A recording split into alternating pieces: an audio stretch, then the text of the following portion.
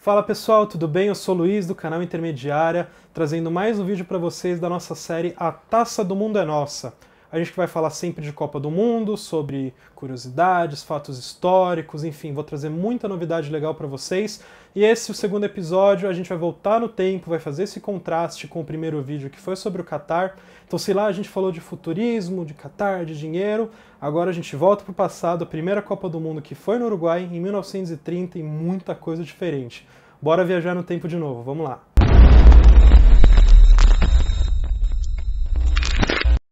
Em 1930, o Uruguai foi escolhido para ser a primeira sede de uma Copa do Mundo. Por que o Uruguai foi escolhido? A FIFA, que na época organizava o futebol olímpico dentro das Olimpíadas, quis desassociar sua imagem do COI, do Comitê Olímpico Internacional, e fazer sua própria competição, e isso obviamente gerou encrenca, polêmicas, enfim.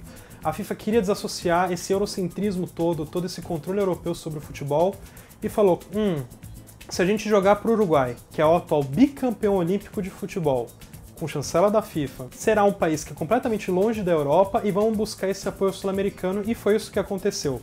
O Uruguai topou, sediou os jogos, pagou todas as viagens e hospedagens de todas as seleções participantes, e apesar de só 13 terem participado, na verdade a FIFA convidou todas as suas 46 seleções que eram credenciadas, e por motivos de custo, por motivos de dificuldade de viagem, foram recusadas. A gente não pode esquecer que na época eles viajavam de navio, né? Então levavam 10, 15, 20 dias para chegar ao destino, e algumas seleções consideravam isso inapropriado, e quase que não tivemos seleções europeias nessa Copa do Mundo, inclusive.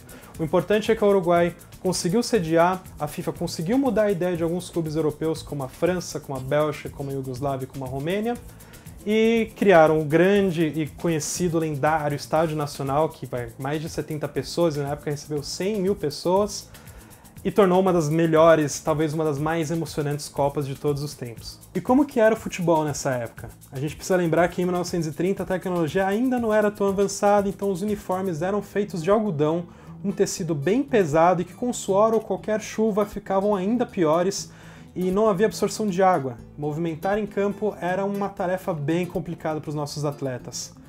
A bola na época era a famosa capotão, aquela que é feita de couro e era costurada externamente com cadarço.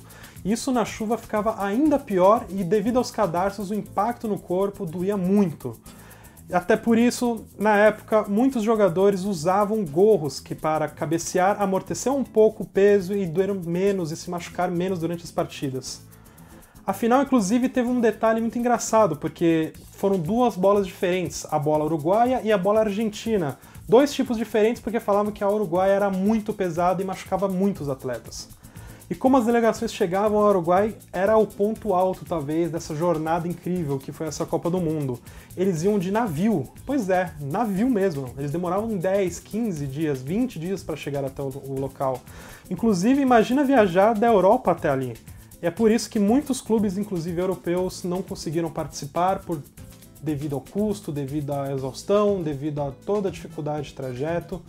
Inclusive as seleções davam caronas umas às outras. Por exemplo, a Romênia saiu, foi até a França, pegou os franceses, em Barcelona pegou a comitiva da FIFA e também os belgas, dali desceram até o Brasil, pegaram os brasileiros no Rio de Janeiro e do Rio de Janeiro eles desceram até Montevidéu. Então você imagina que além do custo, do cansaço que era, o tempo que levava, você não tinha como treinar direito. Isso prejudicava muito as equipes. Tanto é que todas elas que pegaram esses navios não conseguiram nem chegar às semifinais da competição. Então, muito curioso você ver como é que funcionava na época, como que era uma Copa do Mundo naquela época, era muito mais complexo e a tecnologia não permitia tantas facilidades como a gente tem hoje. E falando sobre a seleção brasileira, como é que foi a nossa seleção nesse Mundial de 1930? Nessa época as coisas eram um pouco diferentes, haviam os clubes, e dos clubes haviam as seleções dos seus estados, então a seleção de São Paulo, a seleção do Rio de Janeiro, e nessa época, por brigas, conflitos, politicagem, só a seleção do Rio de Janeiro é que foi convocada para a Copa. Infelizmente não era o suficiente, não foi uma das melhores seleções, a gente foi eliminado logo na primeira fase, mas era engraçado você ver essa diferença de como era antes e como é hoje e por que só do Rio de Janeiro foi convocado. Enfim, mesmo nessa confusão toda, nessa maluquice toda, a Copa do Mundo andou super bem, foi uma das mais disputadas da história das Copas do Mundo. Haviam 13 equipes participantes, então a divisão de grupos ficou complicada, ficou estranha, mas mesmo assim aconteceu. Foram 4 grupos. No grupo A, no primeiro grupo, haviam 4 equipes. No grupo B, no grupo C e no grupo D haviam 3 equipes e só o primeiro colocado de cada competição avançava à próxima fase. O que tornou tudo muito complicado, muito difícil, especialmente para nós brasileiros que ficamos em segundo lugar, infelizmente, nessa Copa do Mundo no nosso grupo. Então, explicando para vocês rapidamente como é que funcionava a Copa do Mundo e como é que eram os grupos e como que acabou, no grupo 1 a gente teve o grupo com 4 seleções, que foram a Argentina, o Chile, a França e o México. Lembrando que só o primeiro classificava, a França era uma das favoritas junto com a Argentina, mas não conseguiu ficar nem em segundo lugar. Quem avançou foi a Argentina em primeiro com 6 pontos e conseguiu até com uma certa facilidade. E mais uma vez a França decepcionando todo mundo e a gente fica muito triste com uma notícia dessas, né? Na tabela 2 tivemos a Iugoslávia, que classificou de maneira até tranquila contra o Brasil e Bolívia. O Brasil que fez uma campanha bem ruim, se esperava um pouco mais, mas devido à circunstância fez o que se podia, mesmo com jogadores a menos. Na tabela 3, os donos da casa, o Uruguai, passearam contra a Romênia e o Peru. Um fato engraçado aqui é que nessa época não existia cartão, mas mesmo assim um jogador romeno conseguiu ser expulso. Foi a primeira expulsão em todas as Copas do Mundo. E o motivo da expulsão é porque ele empurrou um juiz. Então não existia cartão, mas ainda existia bom senso. No último grupo, os americanos, pois é, os Estados Unidos, avançaram e deixaram Paraguai e Bélgica para trás. Dessa forma, nenhum europeu se classificou. Talvez eles tivessem alguma razão em reclamar dessas longas viagens, né?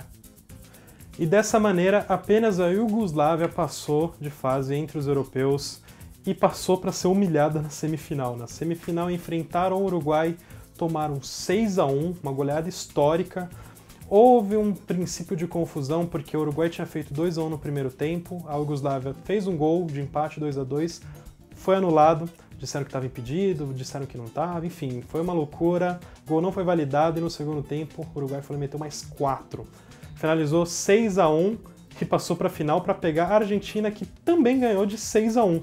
No jogo da Argentina contra os Estados Unidos, os argentinos em uma batalha campal, uma chuva, um campo cheio de lama, aquela bola pesada, enfim, falaram que foi uma verdadeira guerra. No primeiro tempo também um jogo super equilibrado.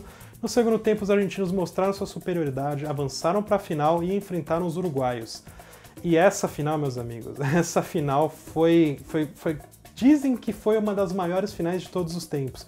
Porque tanto o Uruguai quanto a Argentina são uma rivalidade de longa data, não só no futebol, mas sim também economicamente, governamental, do Mar del Plata, que é dividido, enfim, de um lado é o Uruguai, do outro é a Argentina. Houve muita guerra entre os dois por muito tempo, eles não se gostam muito e 4 anos antes houve uma Olimpíada em que a final foi Uruguai e Argentina e os argentinos haviam ganhado dos uruguaios.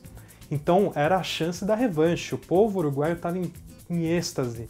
E isso foi um grande embate de quase 100 mil pessoas, com os argentinos atravessando toda a bacia del Plata, todo o Mar del Plata, para chegar ao Uruguai.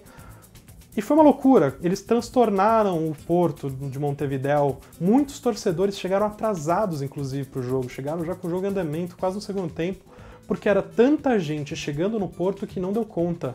Mesmo assim, os uruguaios chegaram, fizeram sua festa, diziam, né, os seus cantos de vitória ou morte. E era literalmente uma guerra em Montevidéu, e mesmo assim não foi suficiente, os uruguaios ganharam, saíram perdendo no primeiro tempo, os uruguaios fizeram 1-0, tomaram o 2-1 de virada, no segundo tempo eles viraram para 3-2 e no final do jogo conseguiram converter mais um gol, 4-2 no total. O Uruguai se sagrou primeiro campeão de todas as Copas do Mundo em seu próprio território. Foi um marco, os uruguaios ficaram em festas, até hoje isso é lembrado por eles mesmos como um dos maiores feitos uruguaios, porque eles vinham de 2 títulos olímpicos, ganharam o primeiro mundial e depois, no ano seguinte, eles foram lá e aprontaram de novo. Então essa geração uruguaia vai ficar marcada por muito tempo como uma das maiores da história, se não a maior geração uruguaia. Isso mostra também o poder do futebol sul-americano, né? Um argentino e um uruguaio fizeram a final e sagrou-se campeão a albiceleste. Além do Uruguai ter sido campeão, viu o seu craque Héctor Scaroni, que foi banco de reservas e entrou decorrendo da Copa do Mundo, virou titular e virou El Mago Scaroni, ele que é o símbolo dessa geração vitoriosa do Uruguai, talvez o melhor nome do Uruguai pós-1930. Ele foi eleito o melhor jogador da Copa do Mundo e é inclusive a primeira eleição de melhor craque, né? E fica aí o Héctor Scaroni, uma lenda viva e com certeza os uruguaios até hoje lembram do seu nome. Bom, muito obrigado a todos que assistiram o vídeo até aqui, espero que vocês tenham gostado, que vocês, mais uma vez, deem o seu like, compartilhem, indiquem para seus amigos, se inscrevam no canal. E também peço que vocês sigam a gente no @intermediariabr, no nosso Instagram, e lá a gente faz postagens quase que diárias sobre as novidades, sobre as últimas coisas que acontecem no futebol. Então acompanhe a gente lá, aqui a gente vai continuar com essa série toda semana, um episódio por semana, A Taça do Mundo é Nossa, e já já a gente vai chegar no Brasil e aí vai ser cada vez mais legal, viu? Então curta com a gente essa viagem no tempo. Tchau, tchau e até a próxima!